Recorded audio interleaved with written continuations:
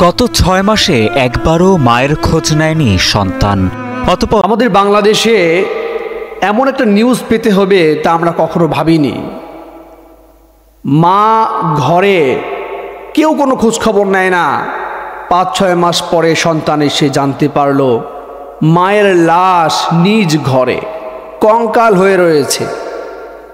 এরপরে মামলা মোকদ্দমা করছে। আরে ভাই, এই ৫-৬ মাস তুমি কোথায় ছিলা? একজন মাকে আল্লাহ সুবহানাহু ওয়া তাআলা কত মূল্যায়ন করেছেন। রাসূল করিম সাল্লাল্লাহু আলাইহি ওয়াসাল্লামের কাছে একজন সাহাবী এসে বললেন, ইয়া রাসূলুল্লাহ, আমি কাকে বেশি ভালোবাসবো? নবীজি বললেন, উম্মুক। সাহাবী বললেন, সুম্মা মান?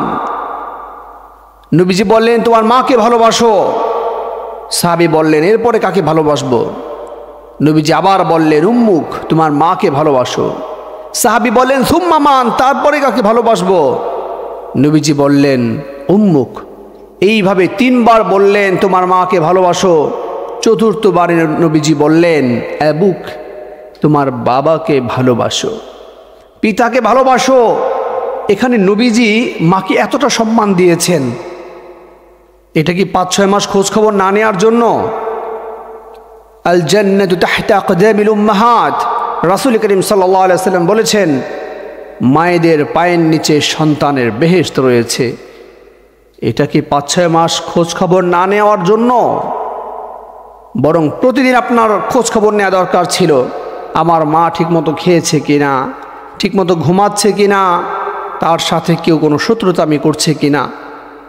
আজকে মায়ের সংবাদ ৫-৬ মাস পরে নিতে এসে দেখা গেল মা নিজ ঘরে কবরস্থ। এবার তার কঙ্কাল পাওয়া যাচ্ছে। কতটা কঠিন অবস্থা!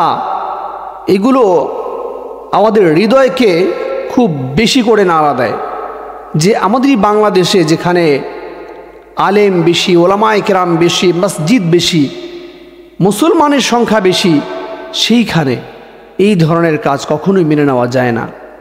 এজন্য আমাদের প্রত্যেকের উচিত মায়েদেরকে পরিপূর্ণরূপে ভালোবাসার নিদর্শন কিভাবে আসবে? আপনি প্রতিনিয়ত খোঁজ খবর নেবেন, মা ঠিকমতো খেয়েছে কিনা, মায়ের কোনো সমস্যা আছে কিনা, প্রয়োজন আছে কিনা, বারবার প্রতিনিয়ত খোঁজ খবর নেওয়া, এটাই ভালোবাসার একটি মাপকাঠি। আপনি যে ভালোবাসেন এটা বোঝা যাবে তখন। আপনি ৫-৬ মাস পরে এসে খোঁজ নিচ্ছেন মা আছে কিনা, মা কোথায় আছে, কেমন আছে। আপনি কেমন সন্তান? আপনাকে মা তিলে তিলে বড় করেছে, আপনাকে লালন পালন করে আজকে ডাক্তার বানিয়েছে, ইঞ্জিনিয়ার বানিয়েছে, আর আপনি বৃদ্ধাশ্রমে পাঠিয়ে দেন।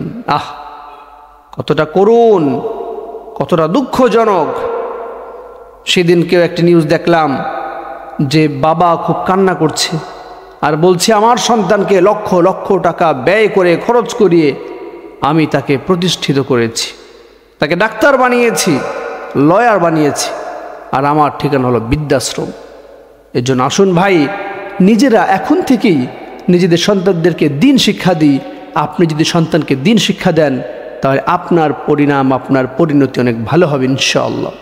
আর যদি আপনার সন্তানকে দিন শিক্ষা না দেন তাহলে আপনার সন্তান আপনাকে আজকে বৃদ্ধাশ্রমে নিয়েছে। এমনও তো ঘটনা হয়েছে যে ঐশীর হাতে বাবা মা খুন। এটা জঘন্য কাজ। এজন্য আসুন আমরা ফিরে আসি এবং আল্লাহ তাআলার দেখানো যে পথ রয়েছে সেই পথ অনুসরণ করি।